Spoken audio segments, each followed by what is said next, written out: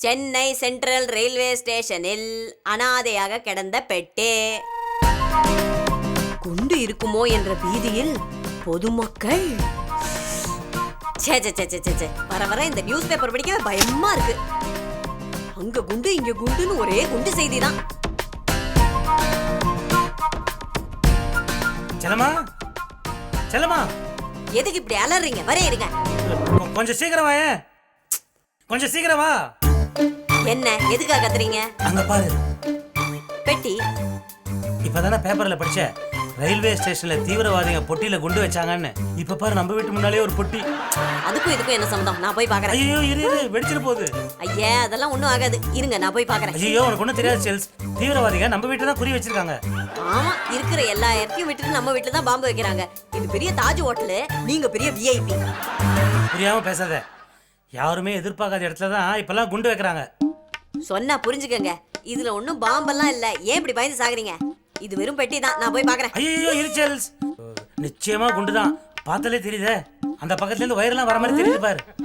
செல்லம்மா, அந்த குண்டு வெடிச்சு உனக்கு ஏதாவது ஒண்ணு ஆயிடுச்சுன்னா அப்புறம் காலம் ஃபுல்லா நான் தனிமரமா நிக்கணும். செல்லம்மா வேணாம் செல்லம்மா. அட சும்மா இருங்க, ஏதோ சென்டிமெண்ட் டயலாக் எல்லாம் பேசிட்டு எனக்கு ஒண்ணும் ஆகாது. அது வெறும் பெட்டி தானே, அதை போய் தூக்கினா என்ன ஆகும்? நான் போய் பாக்குறேன். குண்டு தான். அது வெறும் பெட்டி, குண்டு இல்ல.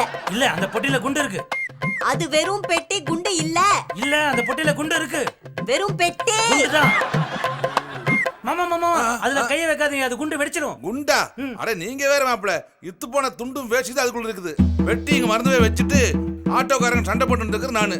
குண்டாமா குண்டு? எங்காவது சூட்கேஸ் தனியா பார்த்தா பயந்துடுறாங்க. நாடு அந்த லட்சத்துல இருக்கு. பெட்டில என்ன பாம்பு இருக்கா?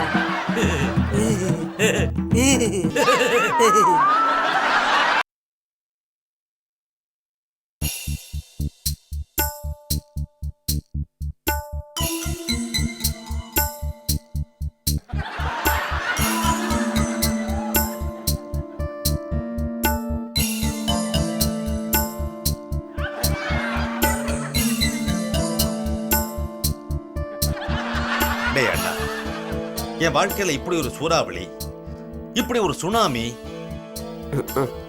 பேச்சே இவ்வளவு கேவலமா இருக்கு, இனி எழுத்து இவ்வளவு கேவலமா இருக்குமோ?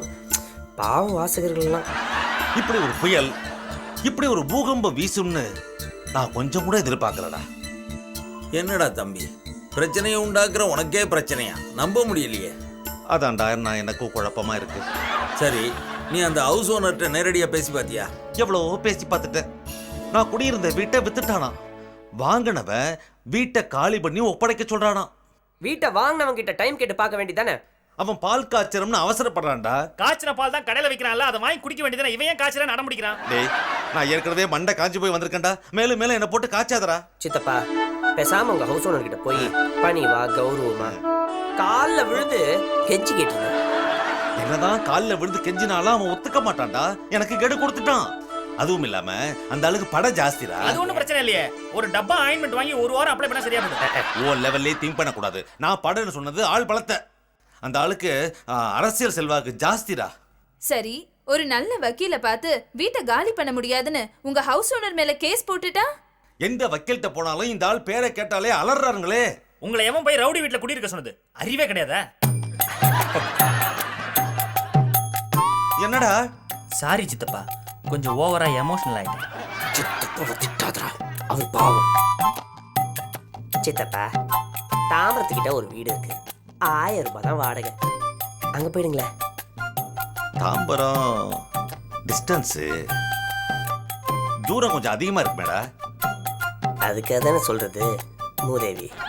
சித்தப்பா, வண்டலூர்ல தனி வீடு 750 ரூபா தான் வாடகை. ஓகேவா? வண்டலூர் ரொம்ப தூரமாச்சே. நீங்க எவ்வளவுக்கு எவ்வளவு தள்ளி போறீங்களோ அவ்வளவுக்கு அவ்வளவு நல்லது. யாருக்கு? எங்களுக்கு. நேரம்டா, ஏன் நேரம். இதை எல்லாம் உங்ககிட்ட கேட்கணும்னு. சரி, அப்ப கிளம்புங்க. நான் வேணா அப்பாராவ் கிட்ட சொல்லி எதிர்த்த வீட்டு அவுட்டோர்ஸா கேட்டு பார்க்க சொல்றேன். ஐயோ, அங்க ஒரு நாய் இருக்கே. பரவாயில்ல, சித்தப்பா உள்ள போனா நாய் வெளில வந்துடும்.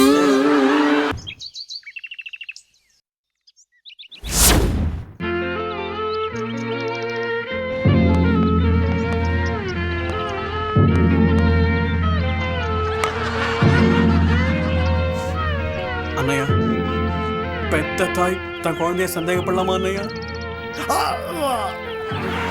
குழந்தை தன் தாயை சந்தேகப்படலாமா அண்ணையா? அம்மா தன் பையனை சந்தேகப்படலாமா அண்ணையா? பையன் அம்மாவை சந்தேகப்படலாமா அண்ணையா? டேய் தம்பி, ஒரே மேட்ரை 4 விதமா சொல்ற அப்பா விடா நீ. உனக்கு இப்படி ஒரு கெட்ட பேர் வந்துருச்சேடா.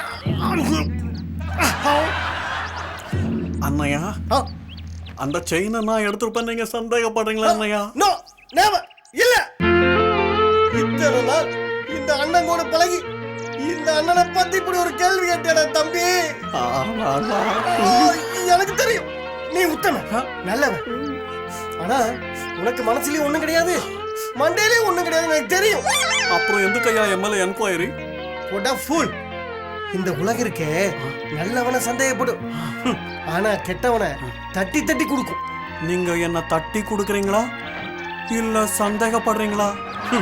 நீங்க நல்லவரா கெட்டவரான்னு கேக்குற இல்லடா தம்பி. உண்மையில எனக்கு முழு நம்பிக்கை இருந்தாலும் இந்த சமூகம் உன்னை சந்தேகப்படுறப்ப நான் விசாரிச்சு தானே ஆகணும். என் அப்பா சத்தியவான்னு இந்த கேடுகெட்ட உலகத்துக்கு நான் நிரூபிச்சு தானே ஆகணும். அதுக்கு தாண்டா இந்த என்கொயரி. ராஜா என்ன தம்பி, அண்ணையா, எனக்காக நீ எவ்வளவோ உதவி பண்ணிருக்க, அதெல்லாம் நான் மறப்பனா? இருந்தாலும் உனக்கு ஒரு 1000 ரூபாய் கடனா வேணும்னு காலையில போய் எல்லாருக்கிட்டையும் கேட்டியாமே. ஆமாண்ணா, நான் கேட்டேன்னா. அது சரி, சீனிவாசன் உனக்கு 1000 ரூபாய் தரேன்னு சொன்னப்ப நானே சம்பாரிச்சுக்கிறேன்னு சொன்னியாமே. ஆமாண்ணா சொன்னேன், அது தப்பாண்ணா? சம்பாரிச்சது தப்பு இல்லை, சொன்ன இடமும் நேரமும் தான் தப்பு. ஏன் பரவ அந்த 1000 ரூபாய என்கிட்ட கேட்கணும்னு உனக்கு தோணலையா? கொடுத்துருப்பீங்களா? இல்லன்னு சொல்லிருக்கு, பட் உனக்கு கேட்கறதுக்கு உரிமை இருந்தது இல்லையா? ஏன் யூஸ் பண்ணிக்கல? என்னடா சொல்ற? இல்லண்ணா, எப்போ இந்த அப்பறா மேல ஒரு பிளாக் மார்க் விழுந்துடுச்சோ அப்புறம் நான் இனிமே இங்க இருக்க கூடாது அண்ணையா. நான் போறேன்.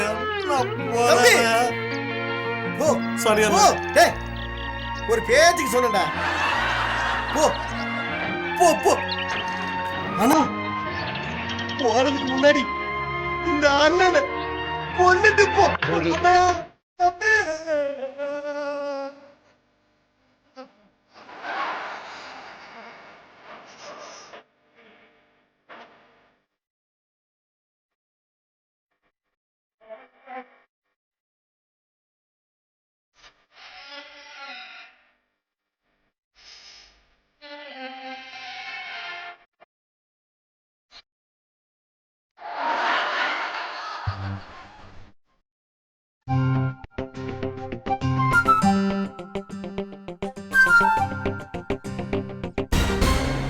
ஐயா, அடடே வாப்பா. அது என்ன அபிஷேக் வெளியில போயிருக்க நேரமா பார்த்து அடிக்கடி வீட்டுக்கு வர? அண்ணா இன்னைக்கும் இல்லையா? நான் அபிஷேக் அண்ணாவை பார்க்கவே முடியாதா? வருத்தப்படாதப்பா, அவன் போட்டோ ஒண்ணு என்கிட்ட இருக்கு, அதை எடுத்துட்டு வந்து தாரேன், அப்பப்ப பாத்துக்கிறியா? அப்படியெல்லாம் பேசக்கூடாது. அபிஷேக் அண்ணாவை பார்க்கணும், அவரை பாசத்துல கட்டி பிடிச்சுக்கணும். மணிக்கணக்கில் அவர் கூட பேசுறோம்னு நினைச்சு வந்தா ஒவ்வொரு தடவையும் மிஸ் ஆகுது.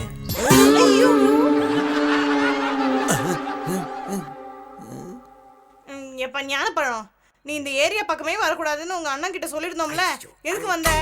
அப்படியெல்லாம் சொல்லக்கூடாது. என்னம்மா அது? அபிஷேக்கோட தம்பி இவன். நான் சித்தப்பா, நான் சொன்னேன், விஷயம் புரியாம பேசிட்டு இருக்காதீங்க. முதல்ல முன்னாடி நீட்டிட்டு இருக்க காலை மடக்கி வைங்க. அட, அவன் சின்ன பையன், அவனுக்கு முன்னாடி நான் காலை நீட்டிக்கிட்டு இருந்தேன். நான் என்ன பேச்சு பேசுற நீ? ஐயோ, உயிர் மேல ஆசை இருக்கிறவங்க அவர் முன்னாடி காலை நீட்டிட்டு உட்கார கூடாது. தயவு செஞ்சு காலை மடக்கிட்டு உட்காருங்க. எப்பா வீணா ரிஸ்க் எடுக்காதீங்கப்பா, எனக்கு இருக்கிறது நீங்க ஒரே அப்பாப்பா. கண்ணுக்குட்டி தாயை தேடி வந்த மாதிரி அவன் அண்ணனை தேடி வந்திருக்கான்.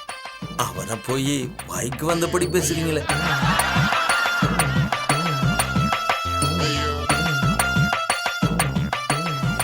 நீங்க சொன்னதுக்கு அப்புறம் பார்த்தா அவன் மூஞ்சியே கண்ணுக்குட்டி மாதிரி தான்.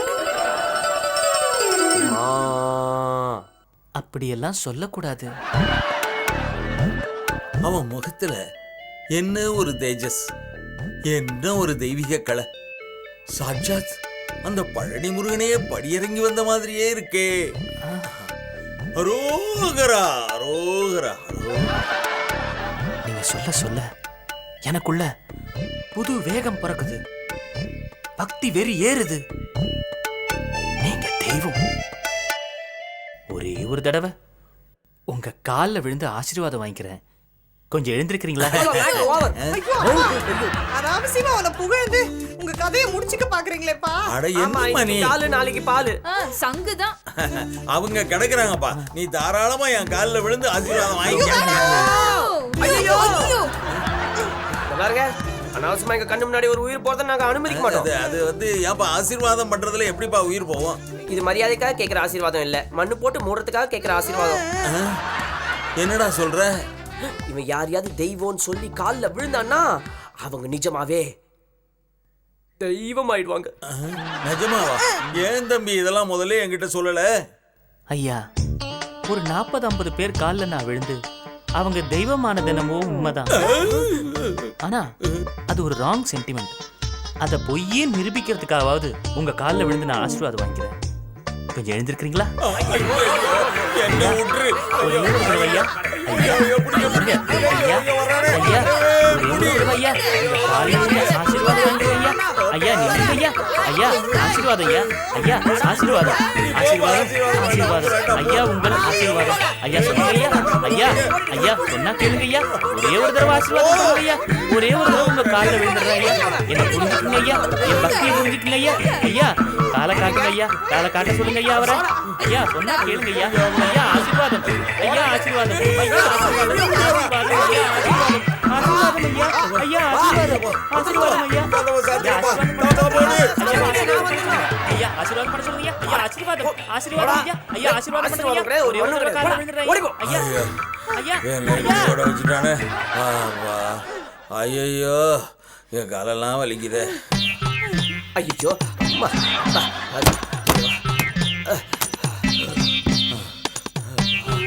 ஐயோ போலீஸ்காரன் துரத்தியே நான் இப்படி ஓடுனது. டேய், எங்கடா கொண்டு போய் விட்ட? ஐயோ ஆள் கிடைக்கலன்னு சொல்லிட்டு ஏன் காலிலே விழுந்து ஆசீர்வாதம் வாங்க அப்படியே பயந்து போயிட்டேன். ஓடிட்டு இருந்த ஆட்டோல உள்ள தள்ளி போட்டேன். ஆட்டோக்காரங்கிட்ட ஆசீர்வாதம் வாங்கிட்டோம். மறுபடியும் வர மாட்டாள. ஐயோ இவ்வளவு ஆசையா கேக்குறியே, இந்த தெருமுனைக்கு தான் ஆட்டோ போயிருக்கோம். ஞானப்படா ஆசீர்வாதம் வாங்கிக்கோ. ஏய் ஐயோ சீ, வாயை மூடுடா. டேய், இந்த அபிஷேக் ஒண்ணு சொன்னா ஞாபகம் இருக்காடா? அவன் இவனை பத்தி பக்திமான்னு சொன்னா, அவன் பக்தி யமனா இருக்கானே. அது இல்லடா, அவன் யார்கிட்டயாவது ஆசீர்வாதம் வாங்கணும்னு முடிவு பண்ணிட்டான்னா கால்ல விழுந்து காலி பண்ணாம விடமாட்டான்னு சொன்னான்ல. அப்ப என் காலு இப்போதைக்கு உங்ககிட்ட தான் இருக்கு. அப்ப கன்ஃபார்ம் தான். நான் ஒண்ணு செஞ்சிருவேன். அவன் வரும்போது நான் தலைகீழ நின்னுடுவேன். என்ன ஒண்ணும் பண்ண முடியாது. அவன் கஷ்டப்படாம குடியாம மேல இருந்தே ஆசீர்வாதம் வாங்கிடுவான். சங்கு பப்பரப்பா கன்ஃபார்ம் தான். சார், உங்களால கண்டுபிடிக்க முடியலனா ஓபனா சொல்லிடுங்க. நான் சிபிஐ ட்ட இன்ஃபார்ம் பண்ணிக்கிறேன். Yes sir. உங்க டிபார்ட்மெண்ட் நாயை வர வச்சு செத்து விசாரிக்கப்படாதா? இல்ல, குற்றம் நடந்த இடத்துல இருந்து பஸ் ஸ்டாண்ட் வரைக்கும் வழக்கமா ஓடுமே அந்த நாய். அந்த நாயை கொண்டு வந்தா செயினை திருநவாளை கண்டுபிடிச்சலாமோ இல்லையோ? அந்த நாய் காணாம போய் ஒரு வாரம் ஆச்சு. அதை தேடி கண்டுபிடிக்க 2 நாய் போயிருக்கு. ஒரு வாரம் ஆகியும் அந்த 2 நாயை காணோம். இப்ப எங்க போலீஸ் டிபார்ட்மெண்ட்டே அதுக்கு வளவிரிச்சிருக்கு. ரொம்ப நல்லா இருக்கு. நீங்க துப்பு தொலைக்கிற லட்சணம். All of you stop. Public విచారణ అనేది పోలీసు, పోలీస్ విచారణ అనేది పబ్లిక్ కాదు. ஏண்டா ஏட்டையாக்கு ஜால்ரா அடிச்சு எஸ்கேப் ஆகலான்னு பாக்குறியா? ரமணம்மா, நீங்க தான் அந்த செயினை திருடி இருக்கீங்கன்னு எனக்கு ஸ்ட்ராங்கா குழு கிடைச்சிருக்கு. ஐயோ நான் அப்பாவி, என் மேல அபாண்டமா பழி போடாதீங்க. பாக்குறதுக்கு வேணா நான் பரிதாபமா இருப்பேன். ஆனா கேஸ்னு வந்துட்டா புயலா மாறிடுவேன். மரியாதையா ஒத்துக்குங்க, இல்ல அதுல இருக்கிற கைரேகையை வச்சு கண்டுபிடிச்சிருவேன். தெய்வமே, அவர் எதுக்கு தொல்லப்படுத்துற? செயின் எடுத்திருந்தா ஒத்துனுடுங்க. ஏட்டு ரொம்ப நல்லவர். நான் சொன்னேன். வயசானவங்களா இருந்தா மன்னிச்சு விட்டுடுவார். சொல்லுங்க. சொல்லுங்க. செயின் எடுத்தேலா? சொல்லுங்க சொல்லுங்க சொல்லுங்க சொல்லுங்க சொல்லுங்க சொல்லுங்க சொல்லுங்க சொல்லுங்க சொல்லுங்க சொல்லுங்க. நான் தான் டேபிள் மேல இருந்த செயினை எடுத்தேன். அது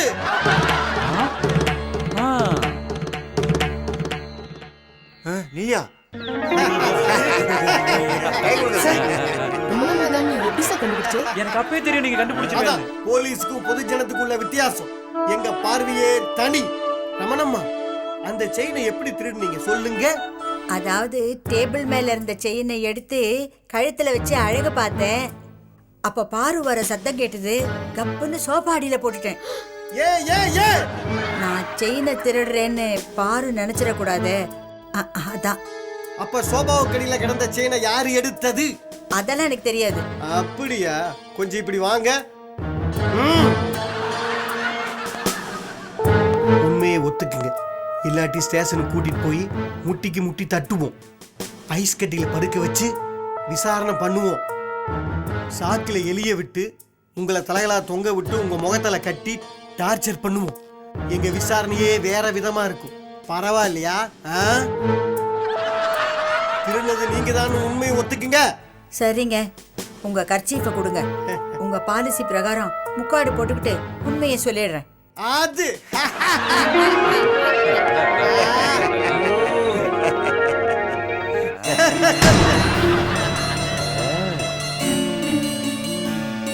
அடப்பாவி.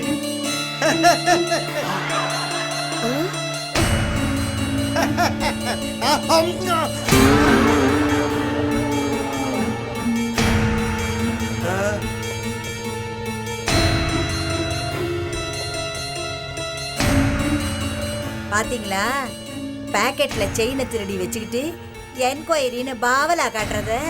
அண்ணையா, நீங்க ஒரு தங்க பதக்கம் சௌதரி, 3 முகம் அலெக்ஸ் பாண்டியன், வாட்டர் வெற்றிவேலா இருப்பீங்கன்னு நினைச்சேன். நீங்க எப்படி ஒரு தொங்கனா கொடுக்கா இருக்கீங்களா? ரொம்ப நல்லா இருக்கு.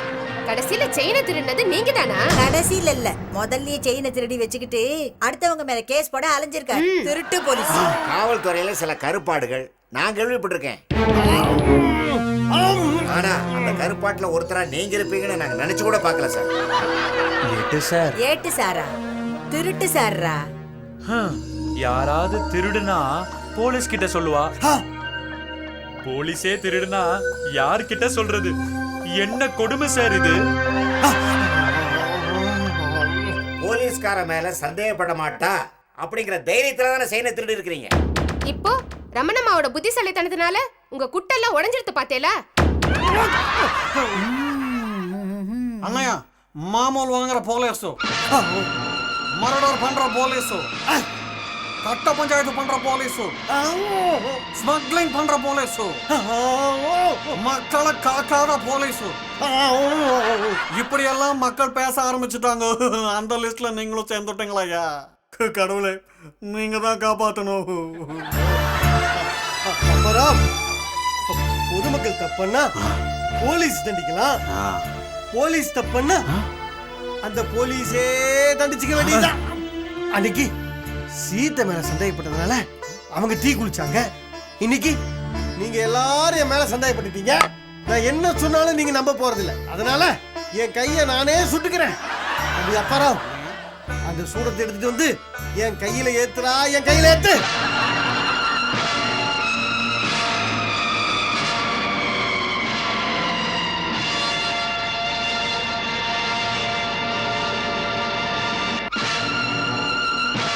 அண்ணையா, என்னடா சூடம் கேட்டா செங்கலை கொண்டு வர்ற? அண்ணையா, இதோ சந்தேகம் பெருசு கதா, அதனால சூடமும் பெருசு. நீங்க கவலைப்படாதீங்க, நீங்க தான் தப்பு செய்யலையே. சூடம் உங்களை சுடாது. அந்த பெசன் நகர் கேஸ் இருக்குல்ல, அதெல்லாம் அப்புறம் பார்த்துக்கலாம். வெயிடா, வெய் வெய். அண்ணையா, இன்னும் பத்த வைக்கலையா? அதானே. அப்படியா? சரிடா, பத்த வை.